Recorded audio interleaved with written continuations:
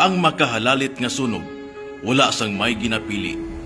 Bata, tigulang, babae man o kun lalaki. Ang halit nga dala sini, hindi na mabalikan pa. Magalin sa gamit, propiedad, ilabi na gid sa kabuhi.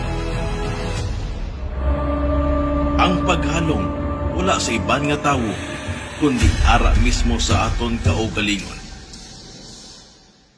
Mag-andam ang sunog aton gid likawan.